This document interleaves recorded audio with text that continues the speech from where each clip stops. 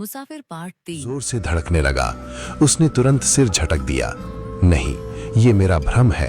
उसने बैग कसकर पकड़ा और धीरे धीरे आगे बढ़ने लगा।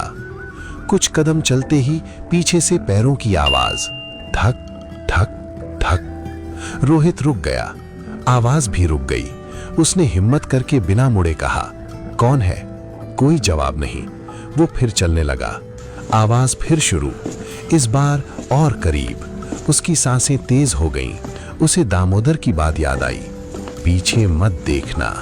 उसने खुद को रोका और तेज कदमों से आगे बढ़ गया।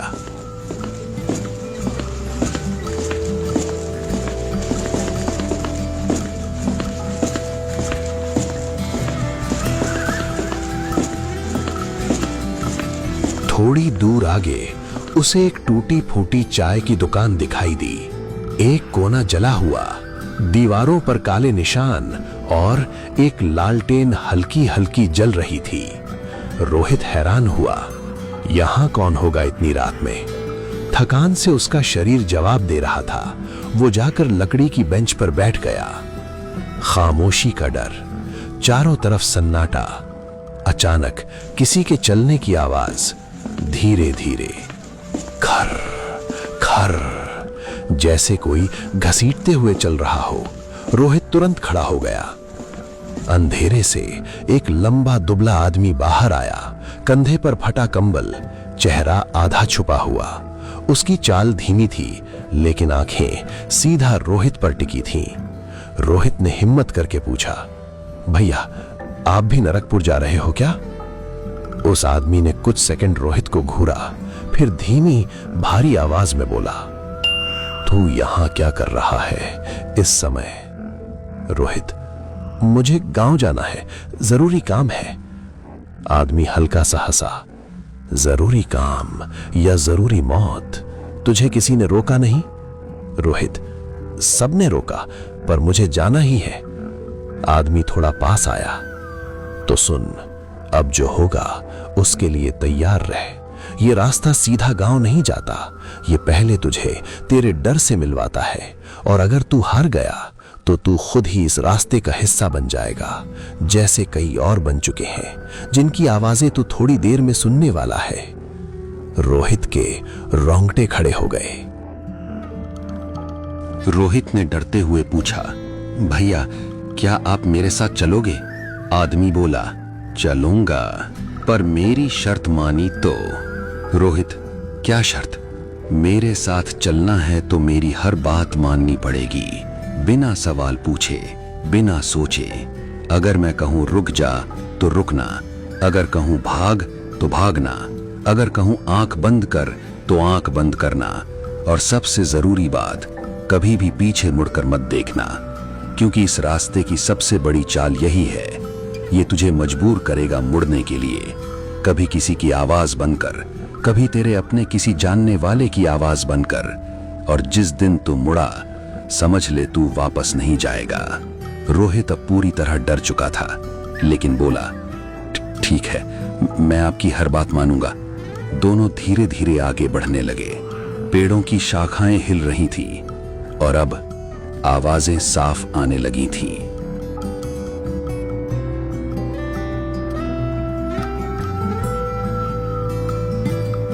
अचानक एक लड़की के रोने की आवाज, भैया बचाओ। रोहित का दिल कांप गया। वो रुक गया। भैया, लगता है कोई मुसीबत में है। आदमी गुस्से में बोला, चुप, मैंने तुझे क्या कहा था? ये कोई लड़की नहीं है, ये वही है जो हर नए इंसान को फंसाती है। तुझे लगता है तू उसे बचाएगा? नहीं, वो तुझे अपने साथ ले जाएगी। ये आवाजें, ये रोना, सब झूठ है, बस एक जाल है। अगर तू जरा भी कमजोर पड़ा तो ये तुझे उसी अंधेरे में खींच ले जाएगी जहां से कोई वापस नहीं आता। रोहित कांप गया। उसने आंखें बंद कर ली और आगे बढ़ने लगा। फंसना। अचानक उसके पैर रुक गए, जैसे जमीन ने पकड़ लिया हो। भैया, मैं चल नहीं पा रहा। तुझे पकड़ लिया गया है, डर मत, बस अपना हाथ आगे बढ़ा। रोहित कांपते हुए हाथ बढ़ाता है। आदमी उसे जोर से खींचता है और वो छूट जाता है।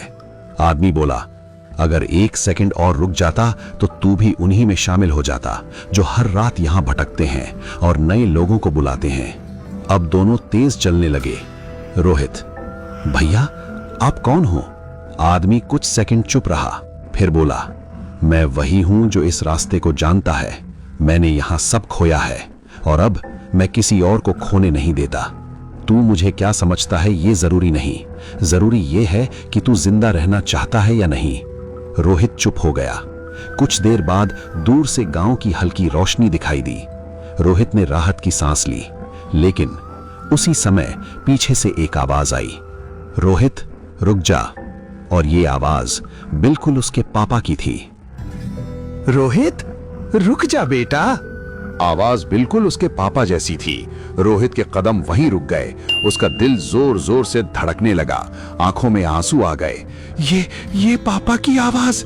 वो धीरे धीरे पीछे मुड़ने ही वाला था, अचानक उस आदमी ने जोर से उसका हाथ पकड़ लिया। पागल हो गया है क्या? मैंने तुझे कितनी बार कहा है पीछे मत देख। तुझे लगता है तेरे पापा यहां खड़े हैं? सोच, वो इस समय यहां कैसे आ सकते हैं? ये वही है जो तेरे दिमाग के अंदर घुस चुका है, तेरी सबसे कमजोर जगह पकड़ चुका है। ये तेरी यादों का इस्तेमाल करेगा, तेरे अपनों की आवाज में तुझे बुलाएगा, और जैसे ही तू मुड़ा, तू हमेशा के लिए खत्म। तू अपने पापा को नहीं देखेगा, बस एक अंधेरा देखेगा जो तुझे निगल जाएगा। रोहित कांप गया। उसने आंखें बंद कर ली और बिना पीछे देखे आगे दौड़ पड़ा।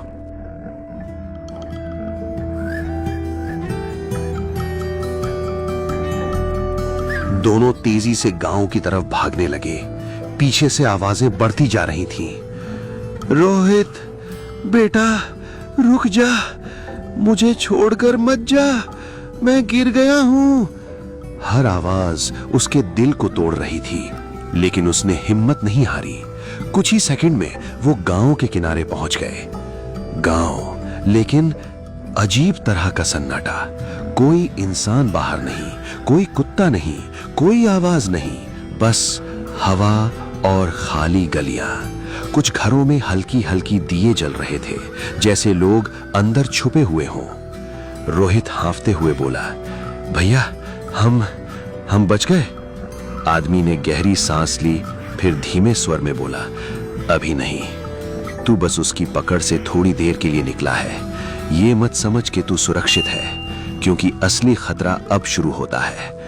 गांव के बाहर वो तुझे पकड़ने की कोशिश करता है, लेकिन गांव के अंदर वो तुझे ढूंढता है। और जब उसे पता चल गया कि तू उसके जाल से बचकर आया है, तो अब वो तुझे छोड़ने वाला नहीं है। अब तू उसका निशाना बन